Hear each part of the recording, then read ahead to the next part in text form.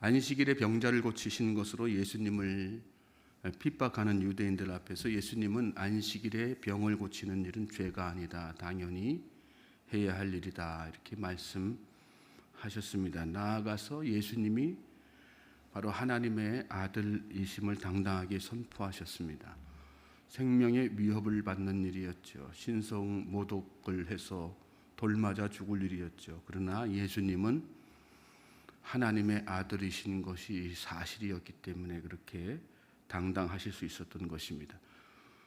저와 여러분의 믿음이 사실이라면 저와 여러분의 믿음도, 또 우리가 그리스도인이라고 하는 것도 어떤 상황, 어떤 환경, 누구 앞에서라도 당당하게 선포될 수 있는 것입니다. 저는 저와 여러분에게 그런 믿음이 있게 되기를 다시 한번 주님의 이름으로 소망하고 축복합니다. 본문 30절 보시면 내가 아무것도 스스로 할 수 없노라. 듣는 대로 심판하노니 나는 나의 뜻대로 하려 하지 않고 나를 보내신 이의 뜻대로 하려 함으로 내 심판은 의로우니라. 심판이란 옳고 그름에 대한 판단이지요. 듣는 대로 심판하노리 이렇게 말씀했는데 예수님은 스스로 판단하시는 분이 아니라 하나님께 들은 대로 판단하시는 분, 자신의 뜻이 아니라 하나님의 뜻대로 생각하고 행동하고 말하시는 분이시다. 그러므로 예수님의 판단은 항상 의로울 수밖에 없는 거죠. 저는 저와 여러분이 무슨 일을 판단하고 무슨 일을 행하든 하나님의 뜻을 먼저 구하실 수 있게 되기를 바랍니다. 우리 인간의 상식, 지식은 틀릴 수밖에 없어요. 하나님의 뜻과 어긋날 수밖에 없습니다. 항상 선하신 분, 항상 옳으신 분은 누구세요? 하나님 한 분인 것을 여러분 믿으시기 바랍니다. 자, 그러나 유대인들의 판단은 하나님으로부터 들은 것에 기준한 것이 아니지요. 하나님의 뜻과 상관없이 하나님께서 주신 율법에 자기들의 뜻을 더한 거죠. 그렇지 않습니까? 하나님께서 처음 십계명 율법을 주셨을 때 안식일에 병 고치면 안 된다, 죄다, 그런 말씀을 하셨어요. 나중에 다 자기들이 거기에다 이런저런 율법 조문들을 덧붙이면서 자기들의 생각을 거기다 더해서 그렇게 만들어낸 것 아니겠습니까? 그리고 그걸 가지고 사람들을 정죄하고 판단했던 것이죠. 안식일의 병 고침에 대한 옳고 그름의 판단은 하나님께서 하시는 것이요, 또 하나님을 알면 그 일이 옳다는 거 분별할 수 있다, 그런 말씀하셨어요. 예수님은 그 하나님의 판단에 의해서 병을 고치신 것이라는 말씀을 다시 강조하시면서 예수님이 바로 그러므로 세상을 심판하실 유일한 심판주라고 하는 것을 나타내신 것입니다. 자, 그러나 그럼에도 불구하고 예수님의 이러한 주장이 단지 예수님 자신의 개인적인 주장으로 끝난다면 그 주장을 받아들일 사람은 많지 않죠. 저 사람이 미쳤나 이런 생각할 수도 있고요. 그렇죠? 자기가 자기 주장에 대해서 옳다고 그렇게 막 주장하면 아무런 근거 없이 그렇게 하면 세상에 그걸 믿을 사람이 어디 있겠어요. 예수님도 아마 그런 걸 의식하셨던 것 같아요. 그래서 오늘 본문 말씀 가운데에 보다 더 객관적인 증거들을 말씀해 주시는 것을 볼 수 있습니다. 내가 만일 나를 위하여 증언하면, 말씀 보시면 내 증언은 참되지 아니하되, 이 말씀이 바로 그 말씀이죠. 나를 위하여 증언하시는 이가 따로 있으니 나를 위하여 증언하시는 그 증언이 참인 줄 아노라. 예수님의 증언은 예수님 개인의 일방적인 주장이 아니라 하나님께서 다 그렇게 예수님이 지금 하신 말씀에 대한 모든 것들을 다 증언하신다는 말씀이죠. 또 하나님께서는 구체적으로 또 어떻게 증언하시는가? 첫째는 세례 요한 통해서 그렇게 증언하셨다는 것입니다. 말씀 보시면 너희가 요한에게 사람을 보내며 요한이 진리에 대하여 증언하였느니라. 그러나 나는 사람에게서 증언을 취하지 아니하노라. 다만 이 말을 하는 것은 너희로 구원을 받게 하려 함이라. 당시의 요한에 대해서 많은 사람들이 따르고 신뢰했죠. 요한이 하는 말에 대해서 요한을 선지자, 메시아로까지 생각할 정도로 신뢰감을 가졌습니다. 네, 그 요한 또한 하나님께서 예수님을 증언하기 위해서 예수님이 하나님의 아들이시고 세상의 심판주라는 것을 세상 사람들이 알게 하시려고 보내셨다는 것입니다. 예수님은 이런 말씀하시요. 나는 사람에게서 증언을 취하지 않으나 본질적으로 사람의 말을 통해서, 사람을 통해서 증언하시는 분이 아니라 하나님의 말씀, 하나님의 뜻, 하나님의 음성 듣고 증언하시는 분이 예수님이시죠. 그런데 다만 이 말을 하는 것은 그때 당시에 세례 요한이 가지고 있었던 유대인들로부터의 어떤 신뢰감 이런 것들로 인해서 인용하신다는 그런 말씀이죠.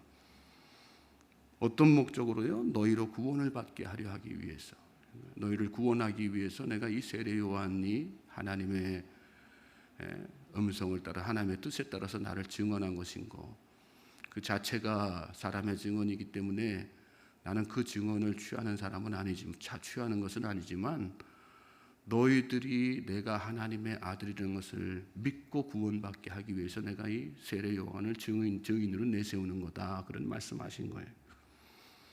세례 요한에 대한 말씀이 그 뒤에 이어지는 말씀에 뭐라고 말씀하세요? 요한은 켜서 비추이는 등불이라 너희가 한때 그 빛에 즐거이 있기를 원하였거니와. 비추이는 등불로 온 세례 요한 통해서 결국은 예수님이 하나님의 아들이신 것을 증언하였다, 그런 말씀이죠. 우리는 우리 주변에 또 마찬가지로 하나님의 사람을 통해서 여러모로 여러 모양으로 하나님에 대해서, 예수님에 대해서 증언을 받죠. 하나님께서 보내신 사람을 통해서 예수님이 증거되는 것입니다. 저는 저와 여러분이 그 사명을 감당할 수 있게 되기를 주님의 이름으로 소망하고 축복합니다. 36절 보시면 내게는 요한의 증거보다 더 큰 증거가 있으니 아버지께서 내게 주사 이루게 하시는 역사, 곧 내가 하는 그 역사가 아버지께서 나를 보내신 것을 나를 위하여 증언하는 것이요. 이 세례 요한의 증언보다 더 큰 증거가 있다. 그것이 무엇인가? 예수님께서 이 땅에 오셔서 하신 모든 이적과 기사, 여기에 당연히 안식일에 38년 된 병자를 고치신 그 이적과 기사도 다 포함되는 거죠. 예수님께서 하신 여러 가지 역사들, 사역들을 바라보면 사람이 할 수 있는 일이 아니라는 거예요. 그것은 하나님이 보내신 하나님의 아들이 아니면 할 수 없는 그 모든 일들이다, 그 말씀이죠. 예수 이름의 권세가 있는 줄로 믿습니다. 우리 삶 가운데에서도 늘 하나님의 은혜 구하지 않습니까? 예수 이름의 권세로 말미암아 놀라운 일들이 일어나는. 저는 저와 여러분의 또 여러분에게도 신앙생활하면서 그런 영적인 체험들이 계속해서 일어나길 주님의 이름으로 소망하고 축복합니다. 예수님께서 행하신 이적과 기사는 예수님 당시에만 일어나는 일이 아닙니다. 지금도 동일하게 그 예수 이름의 권세가 있기 때문에, 그 예수 이름의 권세로 말미암아 예수님께서 행하셨던 모든 이적과 기사들은 오늘 이 시대에도 동일하게 일어날 수 있습니다. 여러분이 남들에게 말 못할 그런 어떤 육신의 고통과 아픔이 있고 질병이 있습니까? 예수 이름의 권세로 물리치실 수 있길 바랍니다. 마음속에 해결하지 못한 죄의 문제가 있고 답답한 인생의 고민들이 있습니까? 예수 이름의 능력으로 물리치실 수 있게 되기를 주님의 이름으로 소망하고 축복합니다. 믿고 선포하면 그대로 될 줄로 믿습니다. 예수님이 그랬어요. 그렇게 말씀하신 거예요. 예수님께서 하신 그 일 보면 예수님이 하나님의 아들이신 거 믿지 않을 수 없다. 내가 한 일 보고 믿어라, 그 말씀하신 거죠.